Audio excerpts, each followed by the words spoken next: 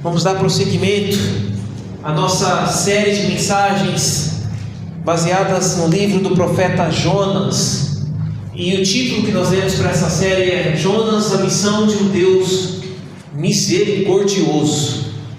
Domingo passado nós iniciamos essa série com uma pregação sobre esse tema, estudando ali os 3 primeiros versículos, estudando quem era a pessoa de Deus, Deus de graça e de misericórdia, que tinha um plano, uma missão de salvar a cidade de Nínive. Nós percebemos que Deus, então, o movimento de Deus é enviar o profeta, chamar o profeta, dar uma vocação ao profeta para que ele vá até a cidade de Nínive e possa pregar para essa grande cidade. Vimos também a cidade de Nínive em si, uma cidade violenta, uma cidade cruel, uma cidade que o texto diz que o seu pecado subiu até Deus. E aí a ideia que nós pegamos aqui é como se fosse um mau cheiro. O pecado da cidade subiu como se fosse um mau cheiro até as narinas de Deus, a ponto de incomodar o próprio Deus e falar: olha, essa cidade vai ser destruída em 40 dias. Mas lembrando, o ponto de Deus não era só destruir a cidade, mas era alcançar o coração dessas pessoas. Por isso ele foi a Jonas. Mas Jonas, sabendo da situação dessa cidade, sabendo do seu pecado, sabendo da sua violência, sabendo da sua frieza espiritual e do perigo que Nínive representava para a sua nação, a nação de Israel, nós vimos que esse personagem Jonas, ele foge do seu chamado.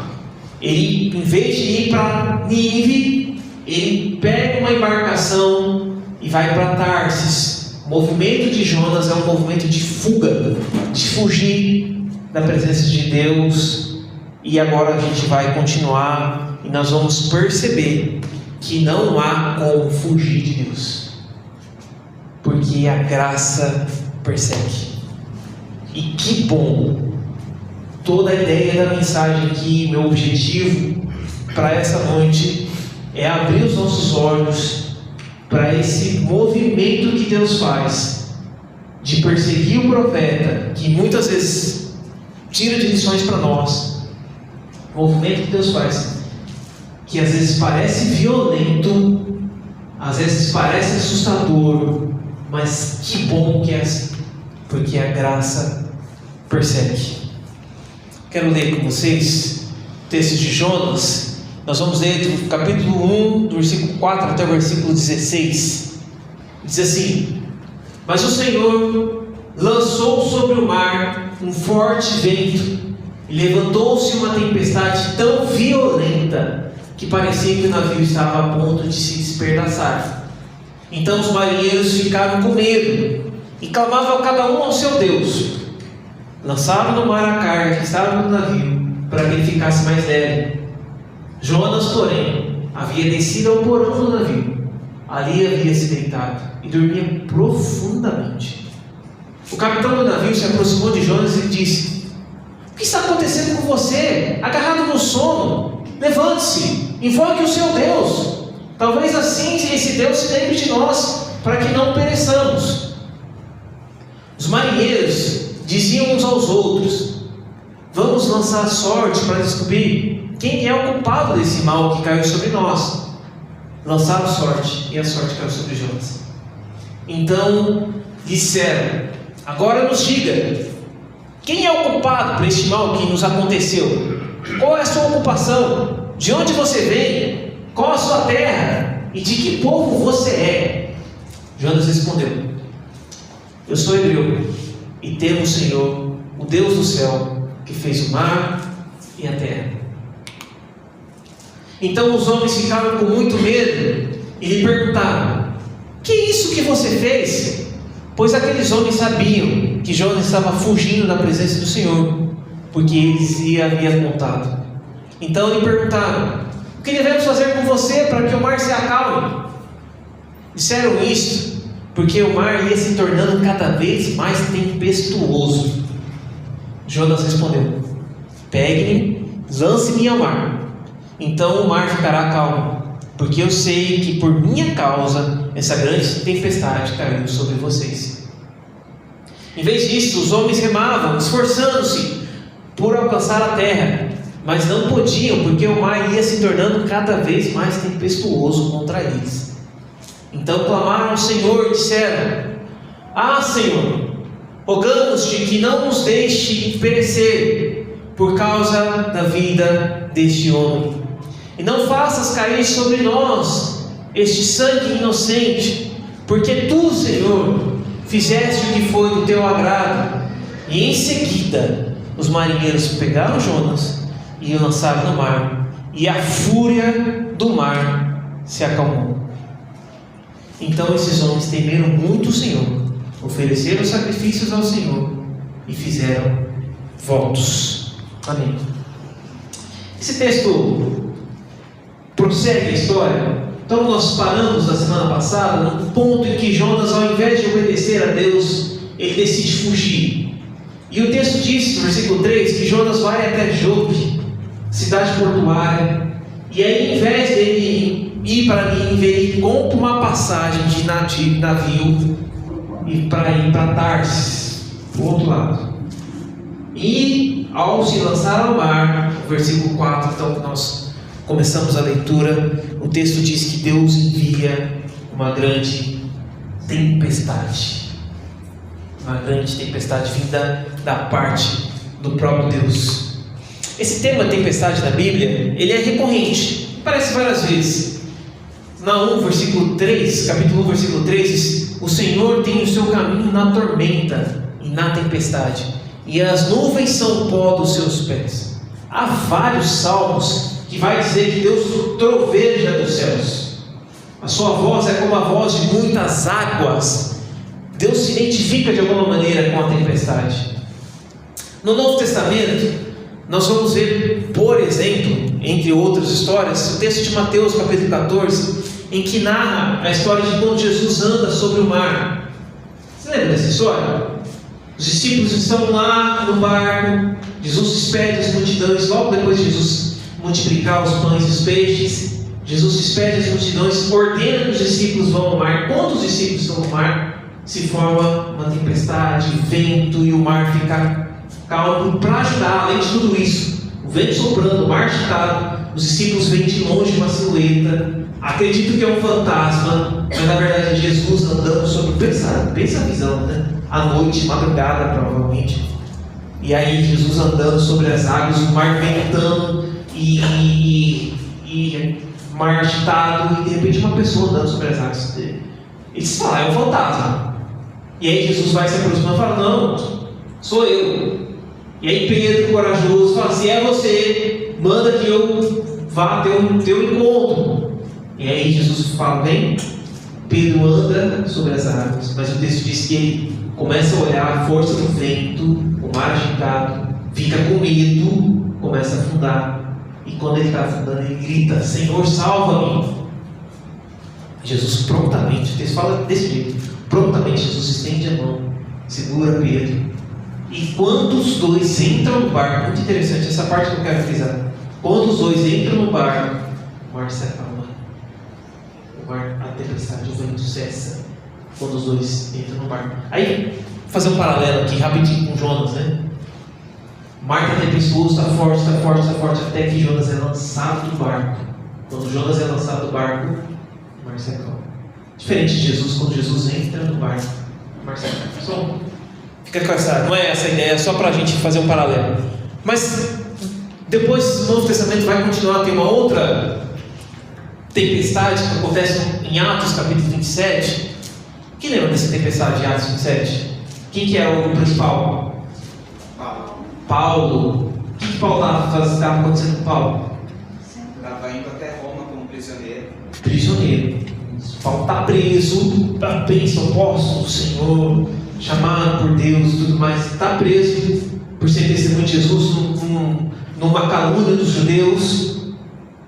Mas ele entende que essa é a vontade de Deus, ele sabe que é para ele estar ali, e ele quer cumprir isso. Ele vai preso, e quando ele está preso, navegando para Roma, porque ele apelou para César, o mar se revolta, uma tempestade. Mas antes deles naufragarem, Deus vem até Paulo, mostra, fala: olha Paulo, ninguém vai se perder, Mantém firme a posição.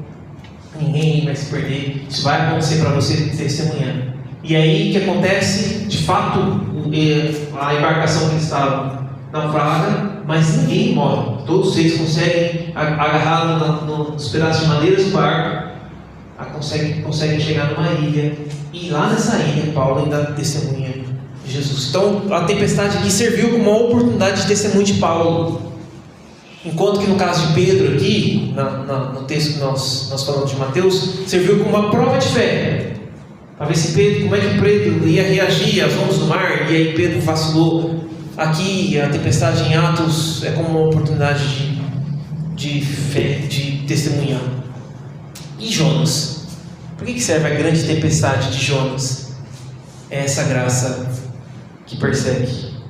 Jonas está fugindo de Deus. Jonas está virando as costas para Deus. Deus mandou ele ir para lá e Jonas está indo para cá. Jonas está de costa. É como se Deus falasse: Jonas, em outras palavras, Jonas, eu tenho um propósito para você.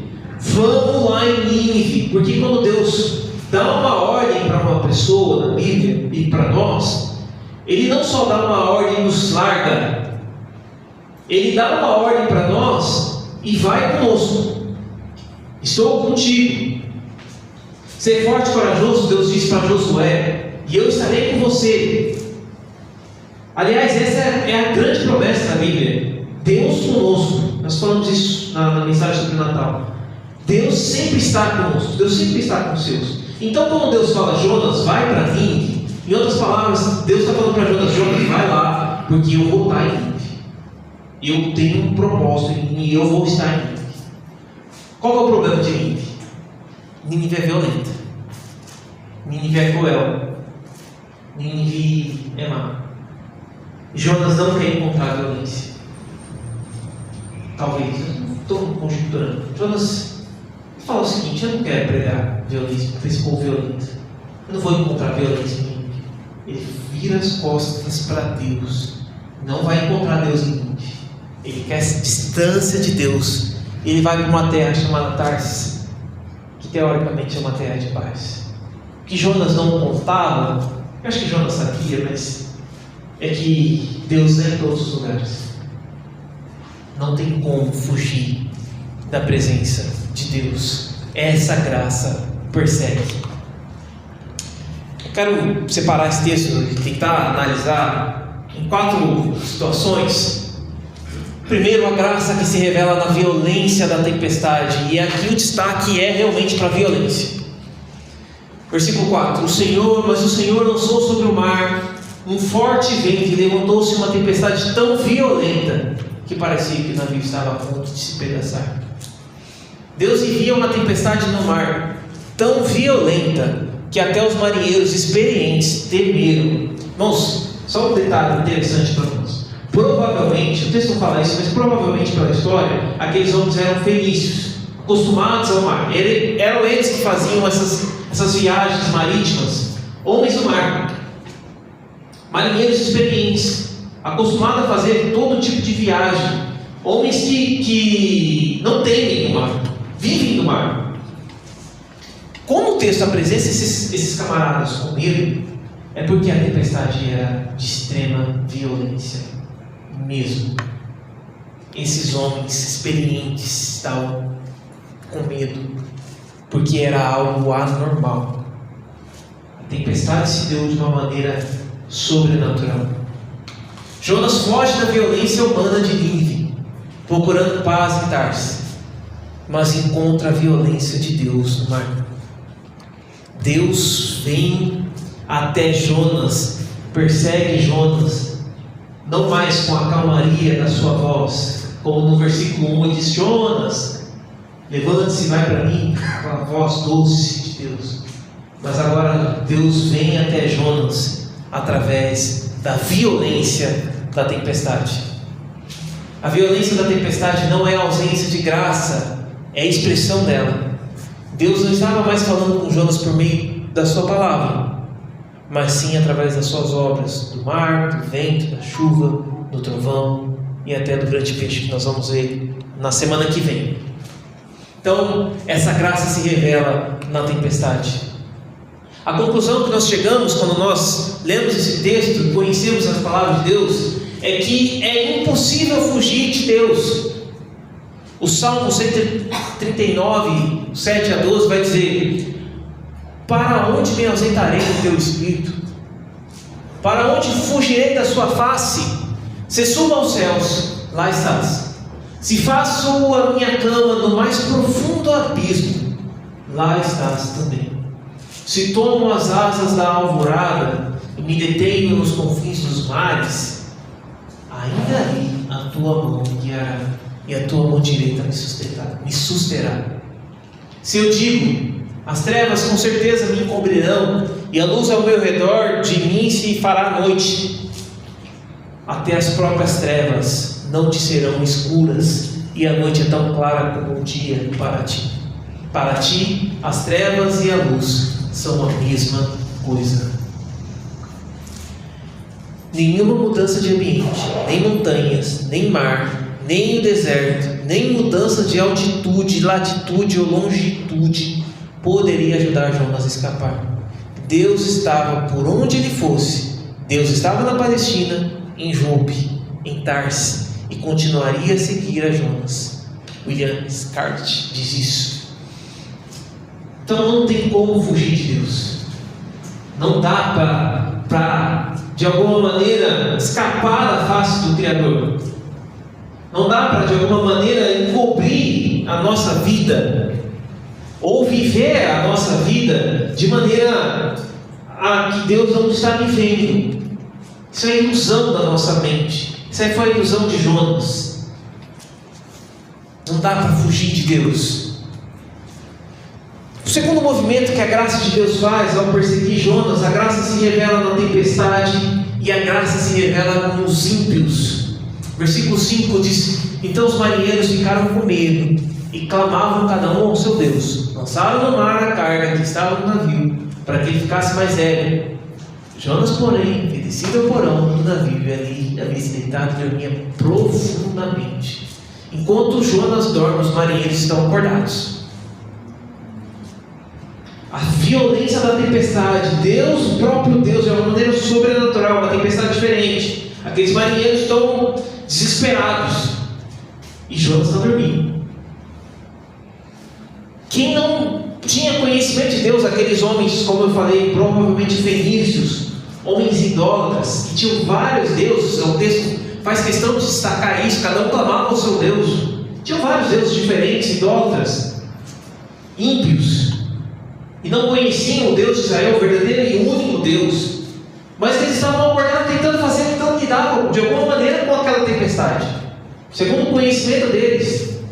Enquanto que quem tinha a revelação especial, quem tinha o conhecimento verdadeiro de Deus, quem poderia de fato fazer alguma coisa, espiritualmente falando, estava dormindo.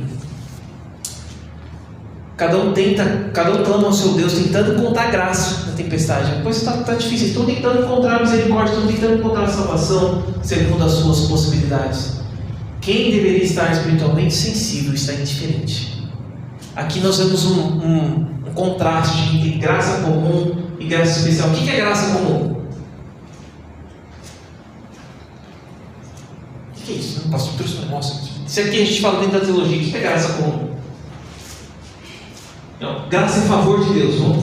Sim, é mais profundo que isso, mas vamos só para a gente entender o ponto. Graça é favor de Deus. Graça comum é o favor de Deus estendido para toda a humanidade.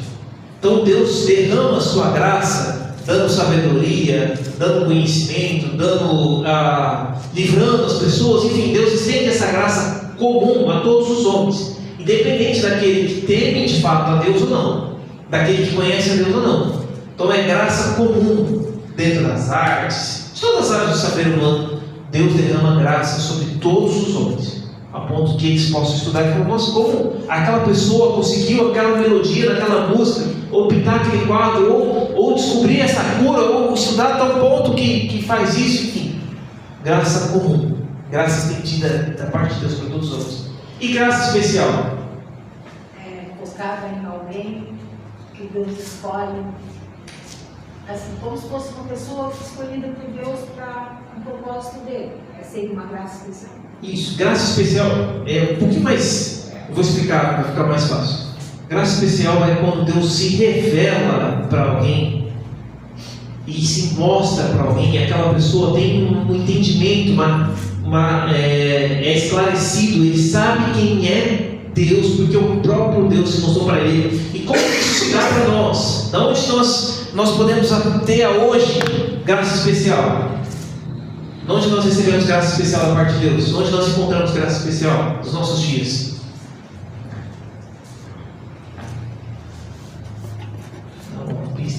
Se eu falar, eu estou errado.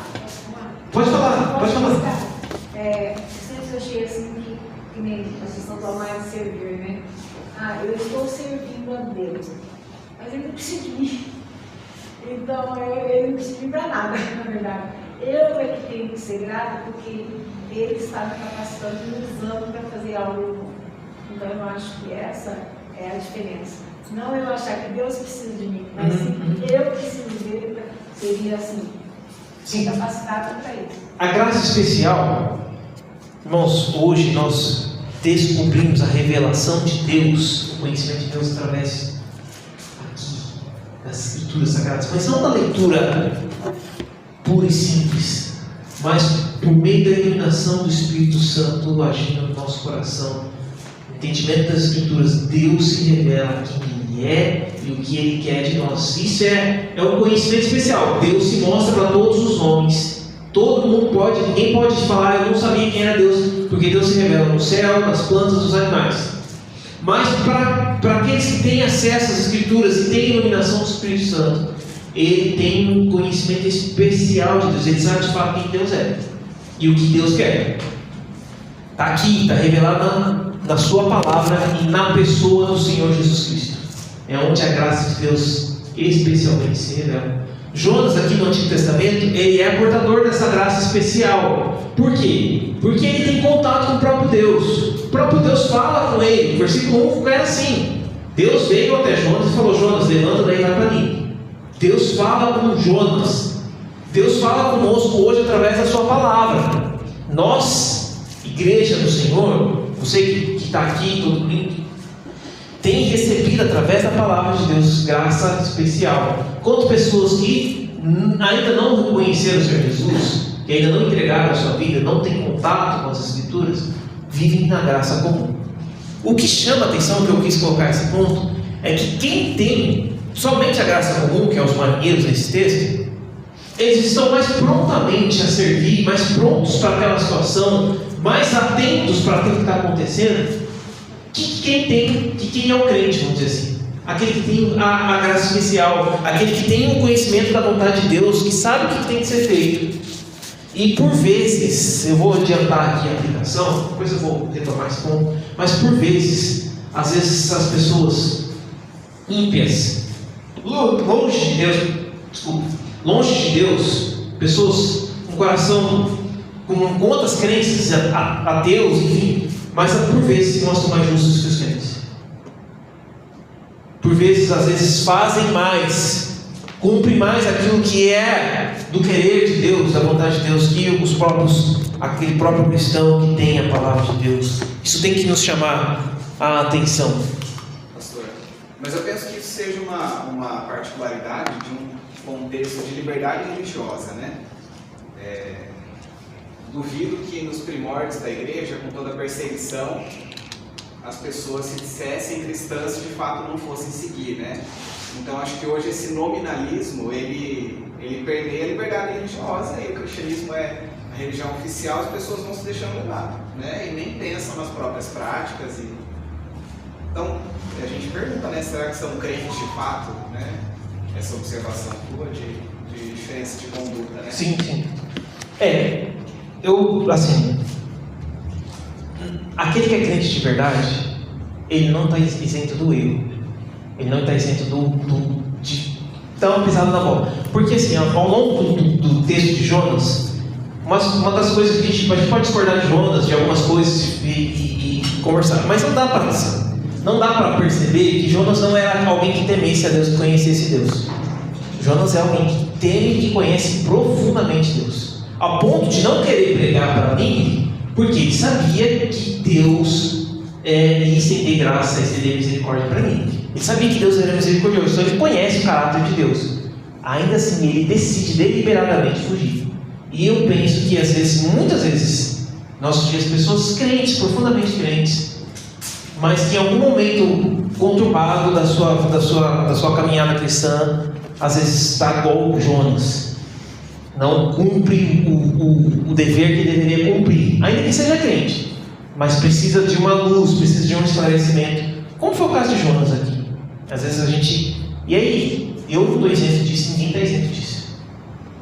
Claro que existe uma diferença, eu entendi o que eu queria dizer, existe uma diferença hoje, que tem muita gente que se diz cristão, que na verdade passa longe de ser cristão. E aí, claro, essas pessoas não vão de fato obedecer a Deus como deveriam. Elas se dizem cristãs só pelo status, ou porque acham que mas na verdade não sabe nem o que é cristianismo no sentido da fé, da revelação especial daquilo que nós estamos falando aqui.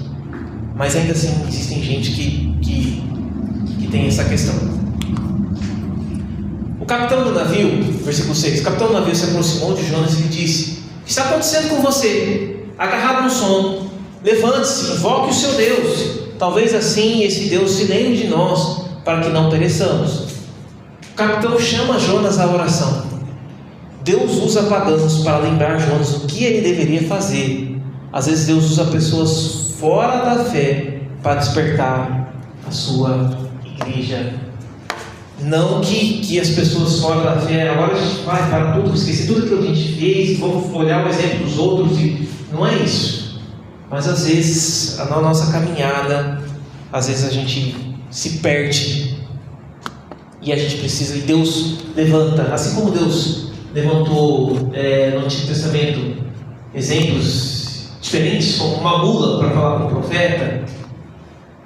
Deus levanta às vezes marinheiros, capitão, pagão, que serve a outros deuses, mas para despertar Jonas. Acorda, Jonas, tem uma tempestade sobrenatural acontecendo lá fora, tem um negócio que é espiritual. Que Deus que você serve? O que você está fazendo dormindo? A graça se revela na identidade de Jonas. Os marinheiros, versículo 7, os marinheiros diziam uns aos outros: vamos lançar a sorte para descobrir quem é o culpado desse mal que caiu sobre nós. Lançaram sortes, e a sorte caiu sobre Jonas. Então lhe disseram: agora nos diga, quem é o culpado por este mal que nos aconteceu? Qual é a sua ocupação? De onde você vem? Qual é a sua terra? De que povo você é? E Jonas respondeu: eu sou hebreu, temo o Senhor, Deus do céu, que fez o mar e a terra.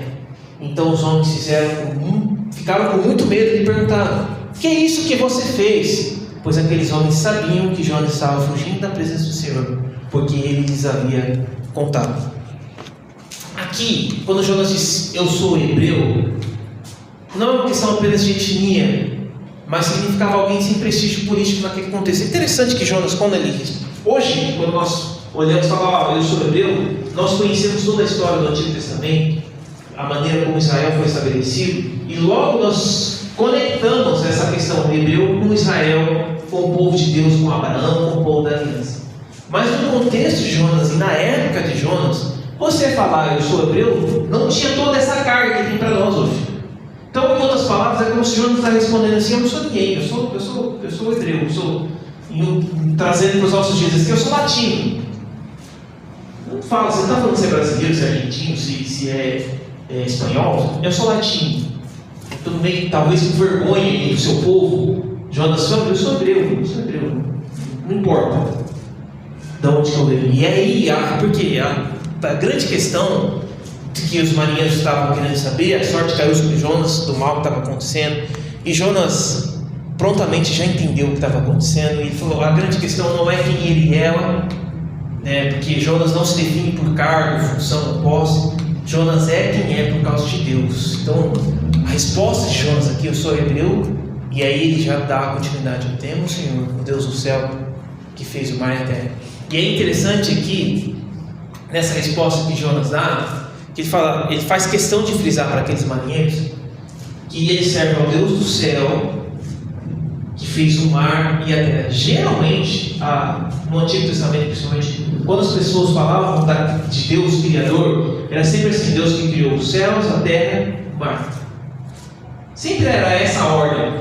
Mas Jonas, de propósito, ele inverte aqui e fala: Deus do céu que fez o mar e a terra. Por que eles estavam vivendo aquela situação do mar? Então ele já dá ênfase para aqueles homens: olha, tudo isso está acontecendo não é por quem eu sou, não é por causa da minha pessoa, da minha ocupação, do meu povo, é por causa de Deus e porque eu desobedeci a Deus.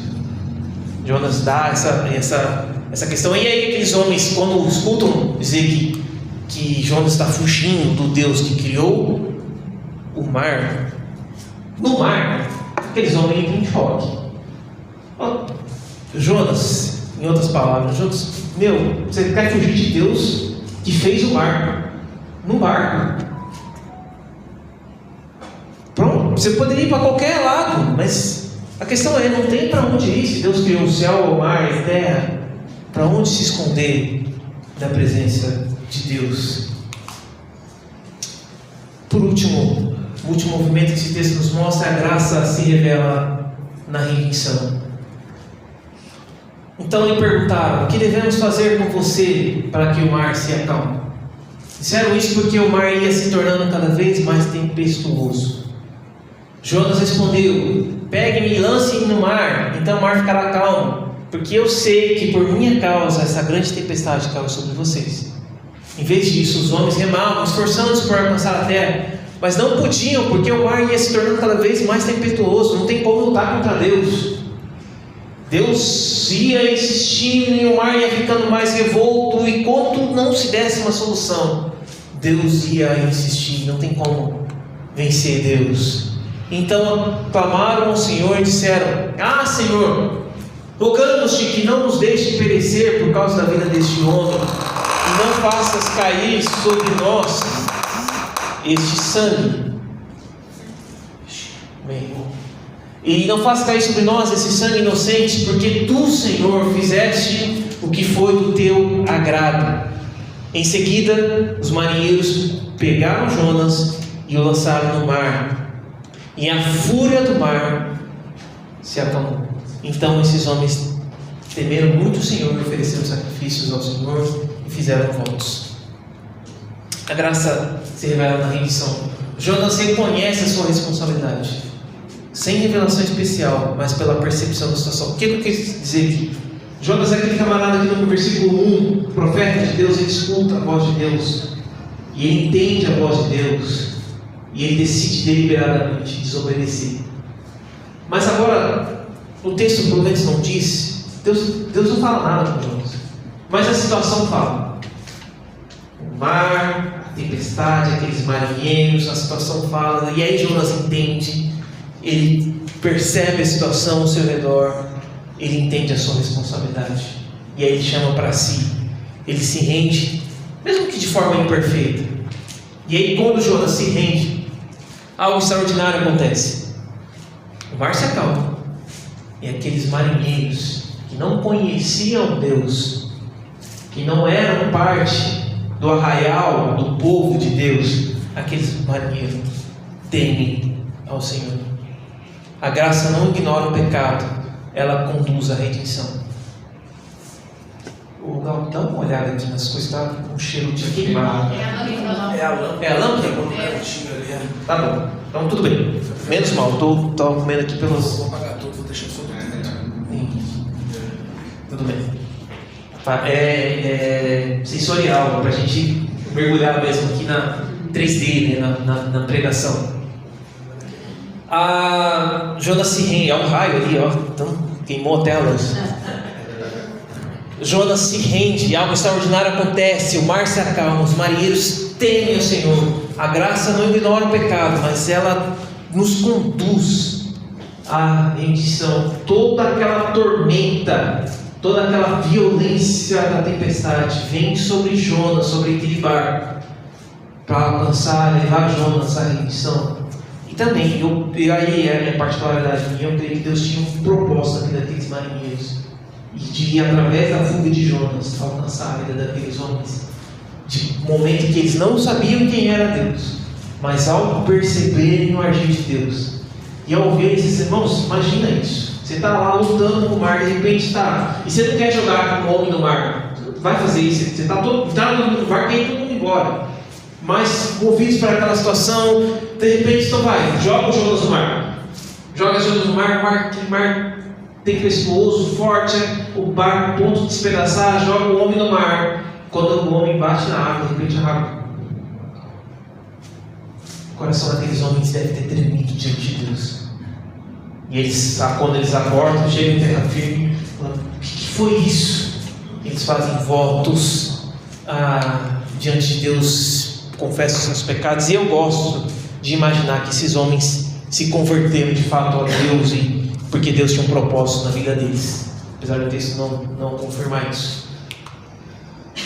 Aplicação para nós. Agora, tudo que nós vemos, e a gente já conversou algumas lições que nós poderíamos ter. Agora eu quero fazer algumas perguntas mais pessoais mesmo para você. E aí queria que você pensasse na sua pessoa, não no seu amiguinho, ou sei lá em quem, mas em você.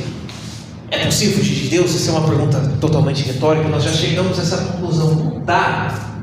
O Deus que criou o céu, o mar, a terra, como Jonas disse, não dá para fugir de Deus. Você vai para o alto, Ele está, você vai para baixo, Ele está. Não dá para fugir de Deus. Então por quê? Então, tantas vezes vivemos como se não fôssemos prestar contas a Ele. Isso que eu quero que você reflita no seu coração. Não dá para fugir de Deus. Por que nós escondemos pecados, culpa, dor e solidão? Esse texto que nós acabamos de ler tem que olhar e martelar no nosso coração, de maneira que fala, Senhor, nossa vida tem que ser um livro aberto diante do Senhor. Confessar os nossos pecados, não ocultar.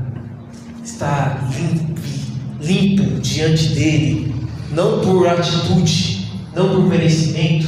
A gente acha que a gente vai encobrir pecado fazendo coisa boa. Então eu fiz um monte de coisa errada. Eu menti, eu falei mal da minha família, eu briguei com não sei quem, eu fiz aquele monte de coisa errada.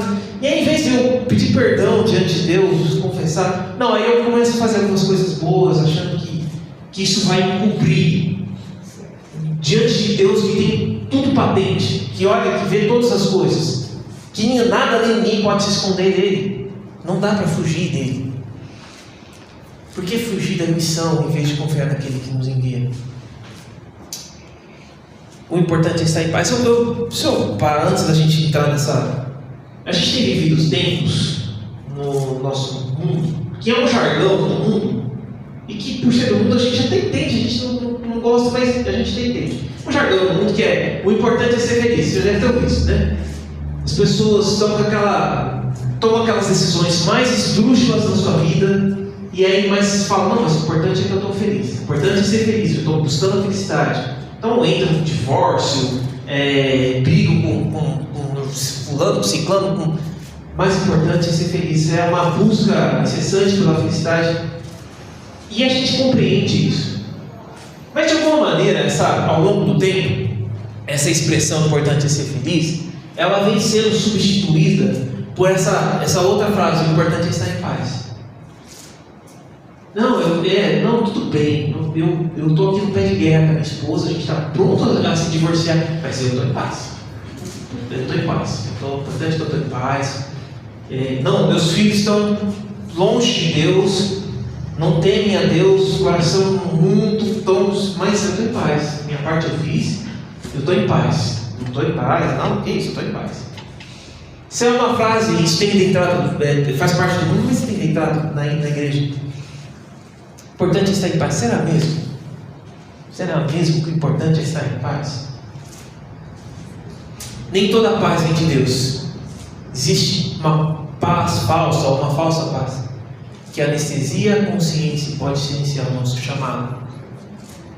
A gente se acha em paz. Sabe por que eu estou falando isso? Jonas, ele vai, ele compra a passagem para Tarsis, ele está deliberadamente não obedecendo a voz de Deus, fugindo de Deus, mas ele está em paz. Ele deita no porão lá do navio e dorme profundamente, totalmente em paz, está tranquilo, vou dormir. Nem toda paz, às vezes tem gente vivendo situações na sua vida pessoal, mas eu estou em paz. Minha vida está se despedaçando, está se destruindo. E aí eu quero te falar que há momentos em que a graça precisa nos incomodar. Há momentos que a graça precisa nos perseguir.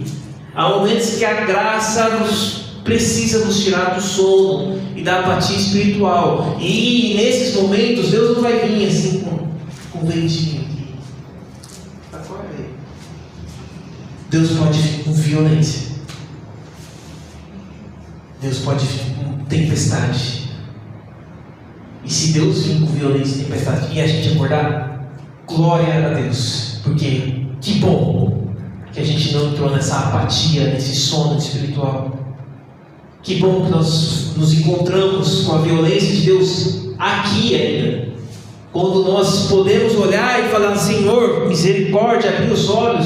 Não, eu não estou em paz, não. Eu quero me arrepender, eu quero mudar a minha situação, eu quero estar diante de Deus, eu quero cumprir minha missão, eu quero que meu casamento seja salvo, eu quero que a minha família seja salva, eu quero que meus filhos sejam salvos, eu quero que Deus, que o Evangelho avance, eu não quero estar em paz. Que bom que nós ainda podemos ter essa oportunidade, porque vai chegar um dia em que não vai dar tempo dessa violência chegar em nós. Nós vamos estar diante da ira de Deus, se não houver arrependimento. Se nós não confessarmos Jesus como nosso Senhor, estaremos diante da ira de Deus. O que nos impede de cumprir a missão? Medo, orgulho, sentimento, desejo de controlar a graça de Deus. Essas são algumas coisas que nós encontramos em Jonas. O que nós encontramos em nós? Será que precisamos ser despertados? Será que ainda estamos resistindo, quando já deveríamos ter nos rendido? Bom, medite nessas perguntas. Para encerrar nossa palavra, uma frase de resumo: a missão continua sendo de Deus, a graça é o meio, a tempestade é o instrumento. Fugir como Jonas não cancela a missão, apenas revela um Deus misericordioso que nos persegue até a rendição. Quero que você feche seus olhos, coloque seu coração diante de Deus. Vamos dar prosseguimento a nossa série de mensagens baseadas no livro do profeta Jonas, e o título que nós demos para essa série é Jonas, a missão de um Deus misericordioso. Domingo passado nós iniciamos essa série com uma pregação sobre esse tema, estudando ali os 3 primeiros versículos, estudando quem era a pessoa de Deus, Deus de graça e de misericórdia, que tinha um plano, uma missão de salvar a cidade de Nínive. Nós percebemos que Deus, então, o movimento de Deus é enviar o profeta